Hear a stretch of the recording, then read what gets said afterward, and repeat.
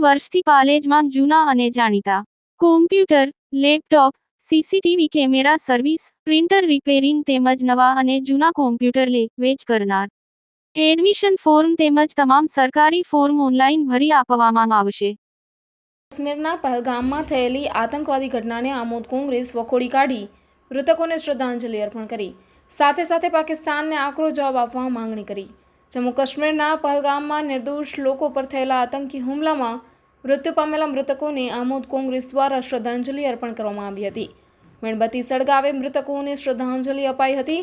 કાશ્મીરના પહલગામમાં આતંકવાદીઓએ ગોળીબાર કરીને પ્રવાસીઓને મોતને ઘાટ ઉતાર્યા હતા. જે બાબતે આમોદ તાલુકા કોંગ્રેસ કમિટી દ્વારા ડોક્ટર બાબા સાહેબ આંબેડકરની પ્રતિમા પાસે શ્રદ્ધાંજલિનો કાર્યક્રમ રાખવામાં આવ્યો હતો.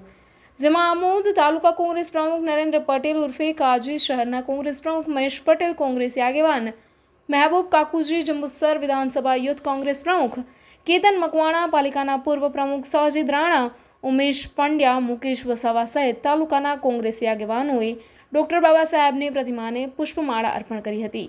આમોદ કોંગ્રેસ દ્વારા કાશ્મીરના પહલગામમાં થયેલી આતંકવાદી ઘટનાને સખત શબ્દોમાં વખોડી કાઢી આકરી નિંદા કરી હતી અને મૃતકોને શ્રદ્ધાંજલિ આપી હતી. કોંગ્રેસી આગેવાનોએ હાથમાં પ્લેકાર્ડ લઈ હવે નિંદા નહીં, આર-પારની લડાઈ લડવા તેમજ પાકિસ્તાનને આકરો જવાબ આપવાની માંગણી કરી આતંકવાદીઓ સામે બદલો લેવા જણાવ્યું હતું. બ્યુરો રિપોર્ટ, કરજણ સંદેશ ન્યૂઝ, આમોદ.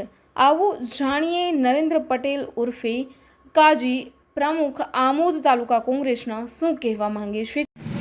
આજરોજ આમોદ શહેર તાલુકા કોંગ્રેસ સમિતિ દ્વારા તારીખ 22/4/2025ના મંગળવારના રોજ પહેલગામ કાશ્મીરમાં આતંકવાદીઓ દ્વારા કરાયેલ ક્રૂર અને કાયરતાપૂર્ણ હુમલામાં મૃત્યુ પામેલા આપણા નિર્દોષ ભારતીય નાગરિકોના આત્માને પરમ કૃપાળુ પરમાત્મા મૃતકોના દિવ્ય આત્માને શાંતિ અર્પે એવી પ્રભુ પાસે પ્રાર્થના કરીએ છીએ.